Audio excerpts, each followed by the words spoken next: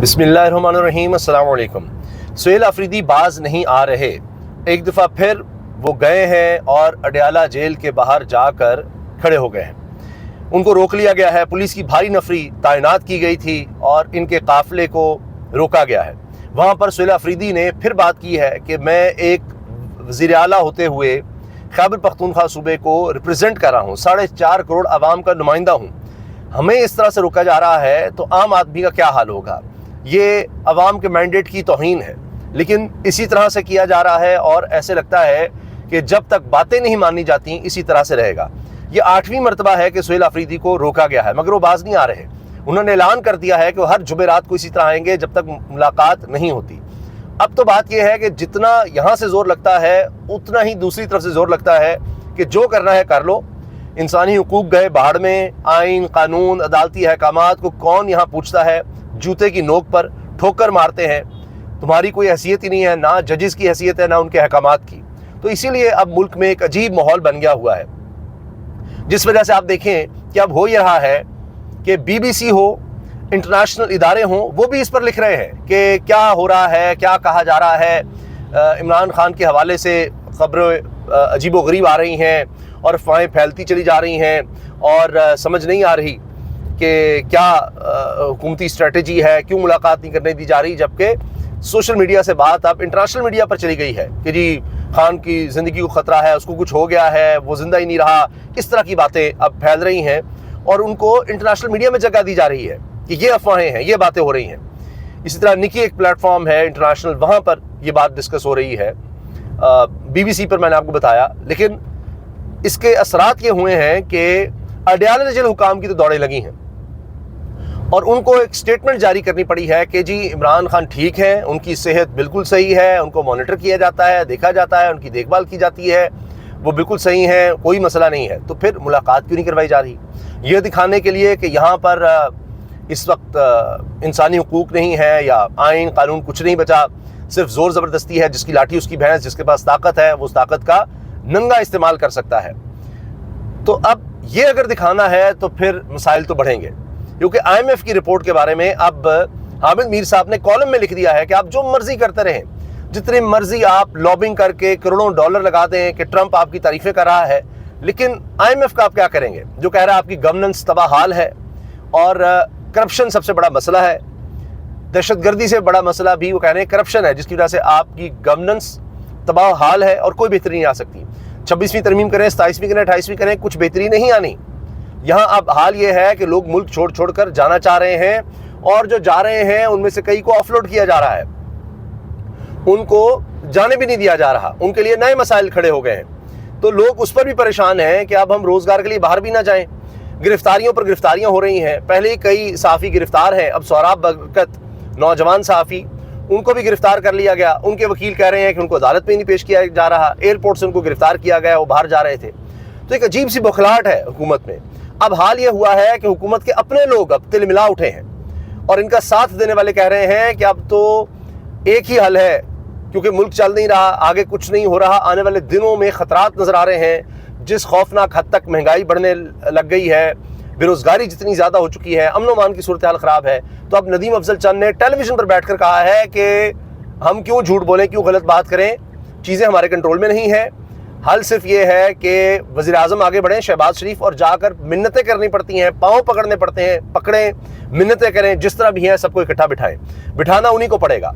अब बात यह है कि वो किस तरह बिठाएंगे जब मुलाकात नहीं होने दी जाती या उनके पास इख्तियार नहीं है मुलाकात करवाने का। जो भी है, हर सूरत में आप बताइए कैसे हालात बेहतर होंगे। मरीम नवाज साहिबा स्पेशल बच्चों के पास जाती हैं, वहाँ एक तकरीब करती हैं, सरकारी तकरीब। अब वो पैसा सरकार का है और इन बच्चों पर ज़रूर खर्च होना चाहिए, लेकिन वो इस तरह से एहसान जितलाती हैं, इस तरह से तकरीर करती हैं हर जगह जाकर, जैसे शरीफ ख़ानदान अपनी ज़ात से, एवन फील्ड से, वहाँ से पैसे ला कर यहाँ पर जैसे खर्च कर रहे हों।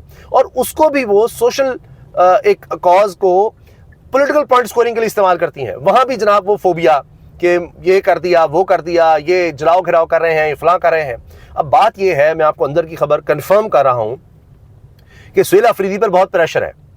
जो प्रेशर अली मीन गंडापुर पर था, वो प्रेशर सुहेल अफरीदी पर भी है और उससे कहीं ज़्यादा हो गया है कि ये तो कहते थे मैं जान देने को तैयार हूँ। तो अब क्या हुआ, क्योंकि जो नारे लगे हैं 26 नवंबर की तकरीब में, وہ بہت ہی خطرناک نعرے ہیں. یہاں تک لوگوں نے وہاں پر کہنا شروع کر دیا جب نعرے لگائے کہ ڈی چوک ڈی چوک ڈی چوک کہ جانا ہی جانا ہے, ہم نے دوبارہ جانا ہے دوبارہ جانا ہے. اب وہاں پر یہ سوال ہو رہا ہے کہ بھائی وہاں پر گولیاں چلی تھیں, انہی لوگوں کے لیے جو گولیوں کی وجہ سے جاں بحق ہو گئے تھے, ان کے لیے تو ہم نے آج کی تقریب سجائی ہے, تو کیا پھر ہم لوگوں کی قربانی دے دیں؟ یہی بات سہیل آفریدی نے وہاں پر کی کہ جی ہم آئین اور قانون کے دائرے میں رہ کر احتجاج کرتے ہیں, آئین اور قانون کے دائرے میں رہ کر ہی ہم نے احتجاج کرنا ہے, ہم نے ان کو موقع نہیں دینا, یہ گولیاں چلاتے ہیں, مار دیتے ہیں.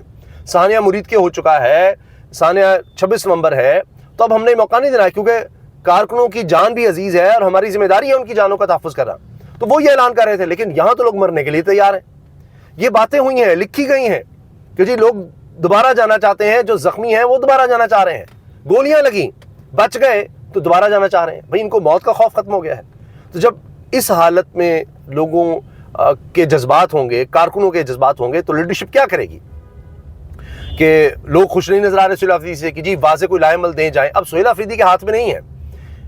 آخری جو پیغام آیا تھا جیل سے وہ یہ تھا کہ اب فیصلہ کوئی بھی تحریک کچھ بھی ہے تو فیصلہ کرنا ہے محمود خان اچکزئی نے اور علامہ راجہ ناصر عباس نے. سہیل آفریدی خود سے کال نہیں دے سکتے, وہ اسی لیے ملنا چاہ رہے ہیں کہ ان کے پاس جو پلان ہے وہ ایک دفعہ منظوری لے لیں اڈیالہ کے قیدی سے کہ جی یہ نہ ہو بعد میں گورنمنٹ بھی چلی جائے, لوگوں کی زندگی کو خطرات ہو جائیں, کچھ ایسا واقعہ ہو جائے اور بعد میں کہا جائے کہ جی کس سے پوچھ کے یہ سب کیا ہے. تو اس لیے وہ گو ہیڈ لینا چاہ رہے ہیں. تو ارادے ان کے بھی وہی ہیں جو نعرے لگ رہے ہیں, وہ کہتے ہیں جی آخری حد تک ہم جائیں گے. تو یہ صورتحال ہے. باقی اس وقت سب سے اہم چیز معیشت بن چکی ہے. میں نے جس صاحب سے عرض کیا کہ حامد میر صاحب نے کالم لکھ کے سارا کچھ سامنے رکھ دیا ہے, اور تو اور اب میاں نواز شریف صاحب کے بارے میں عمر چیمہ جیسا صحافی جیو پر بیٹھ کر کہے گا کہ سردیاں جب آتی ہیں تو پرانے کپڑوں کو یا پرانی کچھ چیزیں ہوتی ہیں ان کو دھوپ لگوائی جاتی ہے. تو میاں صاحب کا وہی حال ہے کہ ان کو سامنے لایا گیا ہے بس دھوپ لگوانے کے لیے. یہ باتیں اب ہو رہی ہیں.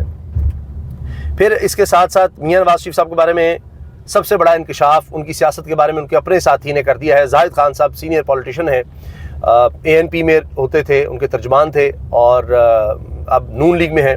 انہوں نے کہا کہ میں جس عمر میں ہوں میں غلط بات نہیں کر سکتا, اور صاف کہہ دیا کہ ہم لائے گئے ہیں. 2024 میں آپ کی حکومت کو بھی کوئی لایا ہے؟ مطیع اللہ جان نے سوال کیا. تو انہوں نے کہا دیکھیں پہلے تو چوری چھپے سب کچھ ہوتا تھا, اب تو کھلم کھلا سب کچھ ہو رہا ہے, تو میری جو عمر ہے میں اس میں غلط بات نہیں کر سکتا. یعنی کہہ رہے ہیں کہ جی ہم لائے گئے ہیں. تو میاں نواز شریف صاحب کو کوئی بتائے کہ ان کے اپنے لوگ ان کے بارے میں کیا اعلان کر رہے ہیں. باقی جی چیف جسٹس اسلام آباد ہائی کورٹ پریشان ہیں کیونکہ ان کے آنے کے بعد اب ہائی کورٹ کا جس طرح حال ہو گیا ہے تو کم از کم بلڈنگ تو بچ جاتی. وہ بلڈنگ بھی ان سے لے لی گئی ہے, اور جس بلڈنگ میں دوبارہ پرانی بلڈنگ میں شفٹ کیا جا رہا ہے وہاں سے مطمئن نہیں ہے, لیکن اب کچھ نہیں ہو سکتا, اب آپ کو وہیں شفٹ ہونا ہوگا. یہ بھی اب صاف بتا دیا گیا ہے. باقی سپریم کورٹ کی عمارت مل گئی ہے چیف جسٹس جناب یحییٰ خان صاحب کو, لیکن وہ عدالت وہ عمارت اب سپریم نہیں رہی, اور جو اسلام آباد ہائی کورٹ کی بلڈنگ تھی وہاں اب سپریم عدالت چلی گئی ہے, آئینی عدالت. امین الدین صاحب وہاں پروٹوکول بھی ان کو مل گیا ہے. غیر آئینی ترامیم کے خلاف مال روڈ لاہور پر وکلاء کی ریلی شروع ہو چکی, اور پولیس بے بس نظر آ رہی ہے, وہ آگے آگے چل رہی ہے کیونکہ اس ریلی کو روک نہیں سکتے تھے. مسئلہ یہ ہے کہ اب ان کو لالے پڑے ہوئے GSP پلس سٹیٹس کے کہ ان کے بھی مندوبین آ رہے ہیں, اور وہ جب دیکھیں گے کہ ایمان مزاری, ہادی علی چٹھا, اس طرح کے انسانی حقوق کے وکلاء کے ساتھ کیا ہو رہا ہے, ان کے تو اپنے خلاف کیسز ہیں, یہاں وکلاء کو نکلنے نہیں دیا جاتا, انسانی حقوق پامال ہیں, کچھ ہو نہیں رہا. IMF تک جو ایک ادارہ ویسے تو مالیاتی ادارہ ہے وہ کہہ رہا ہے کہ یہاں گورننس کی حالت بری ہے, جو کہ لازمی آپ نے بہتر کرنی تھی. ہر طرح کے انڈیکس میں پاکستان نیچے آ گیا ہے, انسانی حقوق کے, عدالتی نظام کے, رول آف لاء کے, قانون کے. یہ حامد صاحب نے کالم بھی لکھ دیا ہے کہ ہر طرح سے ہم نیچے سے نیچے چلے گئے ہیں. تو کیا بہتری آنی ہے, کیا حالات بنیں گے؟ تو اس وجہ سے اب یہ لوگوں میں پریشانی بڑھ رہی ہے. حال یہ ہے کہ کسانوں کو ریلیف کا کہا گیا تھا, لیکن کھاد بھی اب مہنگی ہو گئی ہے. بے روزگاری کے ریکارڈ ٹوٹ چکے ہیں, غربت کے ریکارڈ پاکستان میں ٹوٹ گئے, سب سے بلند ترین سطح پر چلی گئی ہے. 78 سال کی سب سے بدترین کارکردگی ہے, اور اب اس کو عالمی سطح پر دیکھا جا رہا ہے. ملک میں تو کسی کو نکلنے نہیں دیا, لیکن IMF کا کیا کریں گے, دیگر اداروں کا کیا کریں گے, یورپی یونین کا کیا کریں گے, GSP پلس سٹیٹس کا کیا بنے گا. تو یہ دیکھیے نا کہ ہر طرف سے زوال ہی زوال ہے, بربادی ہی بربادی ہے. پاکستان پچھلے سال 129ویں نمبر پر تھا, اور اس سال پاکستان 130ویں نمبر پر آ گیا ہے رول آف لاء میں. 143 ممالک میں پاکستان کا 130واں نمبر آ گیا ہے. سپریم کورٹ اور ہائی کورٹ کے ججوں کے علاوہ وفاقی وزیر قانون اعظم نذیر تارڑ کے لیے بھی لمحہ فکریہ ہے. حامد خان نے یہ آج کے کالم میں ذکر کیا ہے.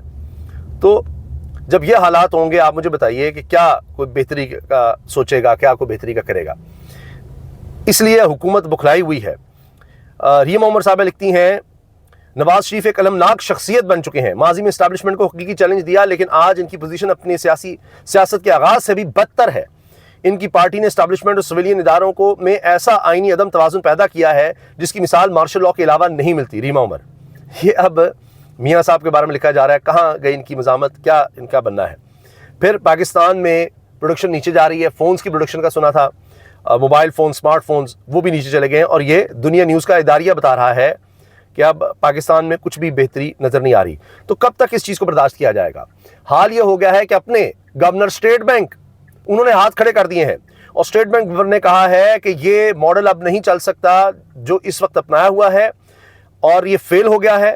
25 کروڑ عوام کو یہ ڈیلیور نہیں کر رہا, کوئی پالیسی کام نہیں آ رہی. تو اس کے ساتھ ساتھ اب بیوروکریسی کی طرف سے بھی اعلان ہو گیا ہے. احمد نواز خیرہ صاحب سابق بیوروکریٹ, انہوں نے محمد مالک صاحب کے شو میں کہا ہے کہ نئے سرے سے گورنمنٹ تشکیل دینی پڑے گی, نئے سرے سے. یہ ڈھانچہ ہی ختم ہو گیا ہے, یہ سب ختم ہو گیا. تو بیوروکریسی بھی بول رہی ہے. پھر یہ میرے سامنے اب اس وقت گفتگو آئی ہے ایک کارکن کی جو کہ بات کر رہا ہے سینئر صحافی سمیع ابراہیم صاحب سے, اور کہہ رہا ہے کہ اب انقلاب کے علاوہ کوئی راستہ نہیں ہے, حالات انقلاب کی طرف جا رہے ہیں اور ہم اپنی جوانیاں قربان کر دیں گے عمران خان پر, ہم کرنا چاہتے ہیں, ہم پہلے بھی گئے تھے اب پھر جائیں گے. تو آپ دیکھیے کہ جب کارکن اس طرح کی باتیں شروع کر دیں گے تو پھر کیا ہوگا. اور صبر کا پیمانہ لوگوں کا لبریز ہو چکا ہے اور لوگ کہتے ہیں کہ نہیں, ہم نے اب کہیں ایسی جگہ پر نہیں آنا کہ جلسہ ہے, یہ ہو رہا ہے, وہ ہو رہا ہے. یہ اپنی جگہ اب نکلو اور سیدھا ڈی چوک جاؤ یا اڈیالہ جیل جاؤ, اس کے لیے ہم نکلیں گے. اس کے علاوہ اب نہیں, ہمیں صرف وہیں پر جانا ہے. یہ جناب اس وقت بات ہو رہی ہے. ندیم افضل چند صاحب کی جو میں نے بات کہی تھی وہ سن لیجئے, وہ کیا کہہ رہے ہیں کہ جی اس ملک میں جب تک صحیح جمہوریت نہیں آتی کوئی نہ کوئی وزیر اعظم جیل میں ہی رہے گا. کہہ رہے ہیں کہ جی بربادی ہے.